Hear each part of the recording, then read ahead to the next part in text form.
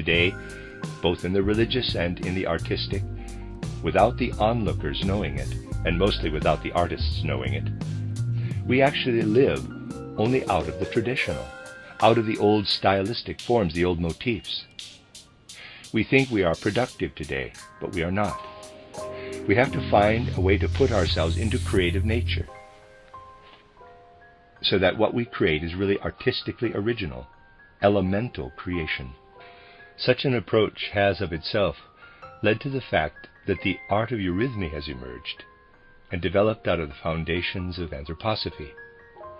That which arises in human speech and in human song through a very specific group of organs as a revelation of the human being can be extended to the whole human being if we only really understand this being.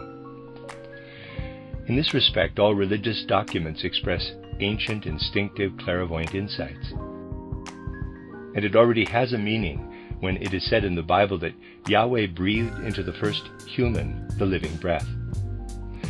This indicates that the human being is, in a certain respect, a breathing being.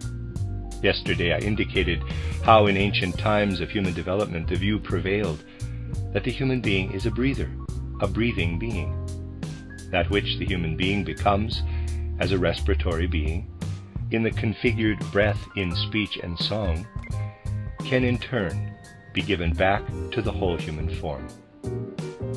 How our vocal cords, our tongues and palates and other organs move in speaking and singing can be transferred to the whole being.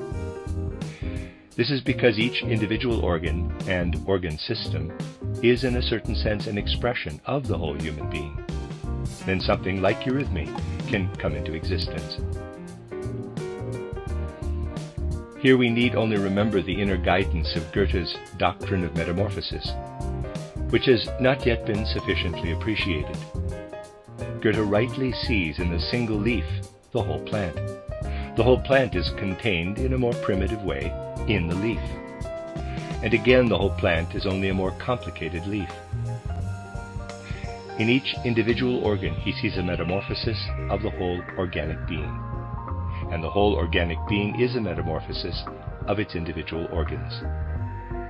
The whole human being is a more complicated metamorphosis of a single organ system, the laryngeal system. If you understand how the whole human being is a metamorphosis of the laryngeal system, then you are able, with just as much validity, just as much inner natural necessity, to let a visible language, a visible song arise out of the whole human being.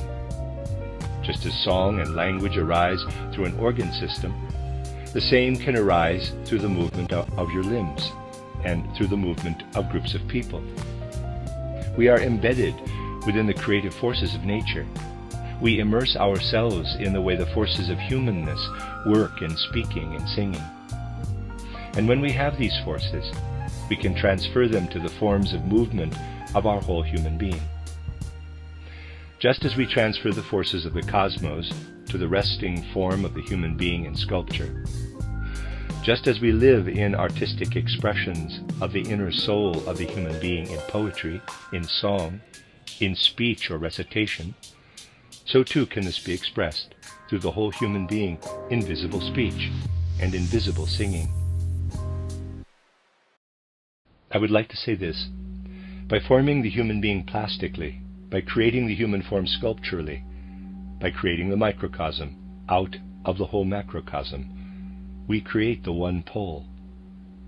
By immersing ourselves completely in the inner human being, by pursuing inner activity, by immersing ourselves in thinking, feeling, and willing, in everything that can be expressed through speech and song, we can create moving sculpture at the other pole. Thus we can say the whole vast universe is united as in a wonderful synthesis when we create a plastic work of art. And what is concentrated in the deepest inner human being, as in a point within the soul, strives everywhere out into the vastness of the world in the forms of movement which we, out of ourselves, create eurythmically. The other pole answers from the human being in the eurythmic art, in this moving sculpture.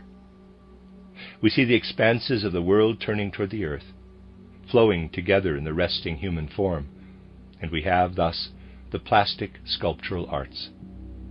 We then delve deep into ourselves, into the human interior, spiritually immersing ourselves in the human interior, looking at what wants to come from the human being, to approach those cosmic forces which flow in upon us from all sides to build our form, looking at what flows, as it were, out from the human being to all points at the periphery of the universe. And it is in this sense that we form Eurythmy. I would like to say that the universe presents us with a great task, and the solution to this task is the beautiful human form. The inner human being also presents us with a great task. We draw infinite depths from it when we delve into the human interior with a lovingly intimate gaze of the soul. This inner human being, however, also wants to go out into all expanses, wants to express externally, in rhythm, in sweeping, swinging movements, wants to bring to expression that which has been soulfully compressed into a point, just as a sculpture of the human form, which is a condensed point for the cosmos, and has within it a compression of all the secrets of the cosmos, is the answer to the great question that the universe asks us. So, when the human art of movement becomes cosmic, when we create something cosmic in our own movements, as is the case with Eurythmy, then out of the human being, at least pictorially at first, a kind of new cosmos is born. We have two poles of the visual arts before us, in ancient sculpture and in the newly created Eurythmy. We must thus enter into the spirit of the artistic if we really want to see the justification of Eurythmic art. We must also return to the way in which sculpture once took its place in humanity. You can well imagine, there on the fields are the shepherds, who at night send out their sleeping yet waking vision into the starry expanses, thus absorbing images unconsciously into their souls from the cosmos, into which the configured imaginations of the stars in the heavens are formed. What unfolded in the minds of primordial humanity was passed on to their children and grandchildren.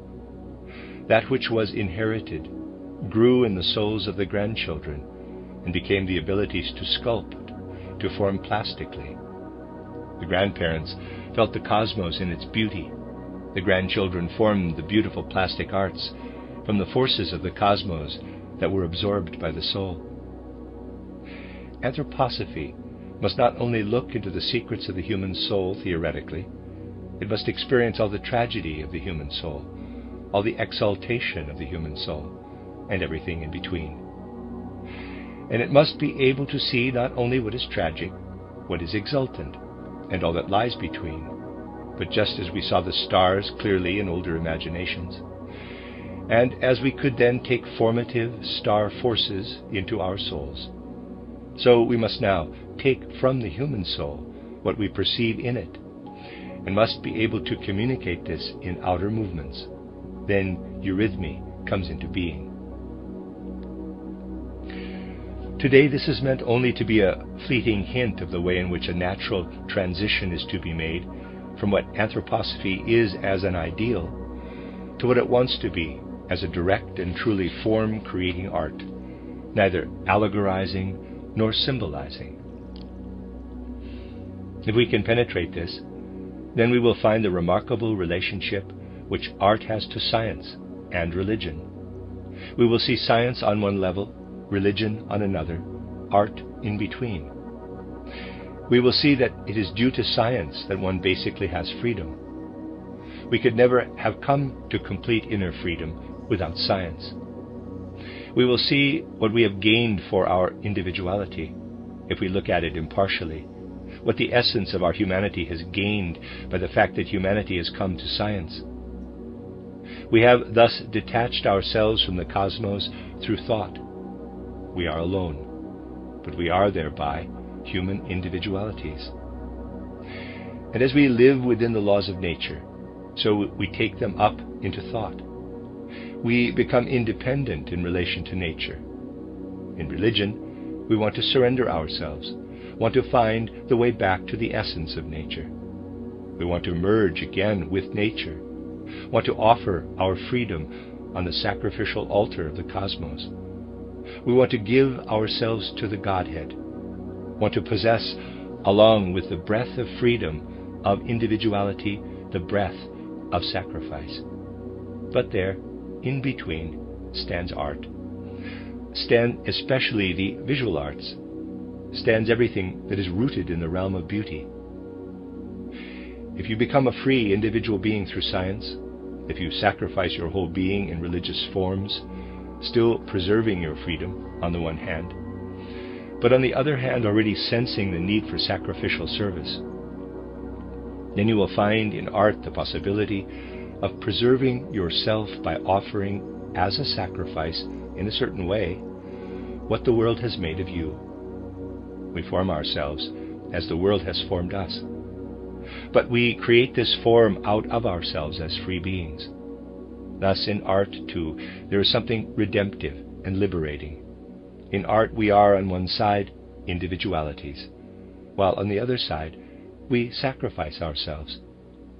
And thus we may say, on the one side, truth makes us free if we seize it ideally, scientifically, also spiritually, scientifically. And so we must say, on the other side, in beauty we find again our connection with the world. We cannot be human without living freely in ourselves, and without finding our connection with the world. You find your individuality in free thought, and then in connection with the world, you find the possibility of making of yourself again what the world has made of you, by lifting yourself up into the realm of beauty, into the realm of art.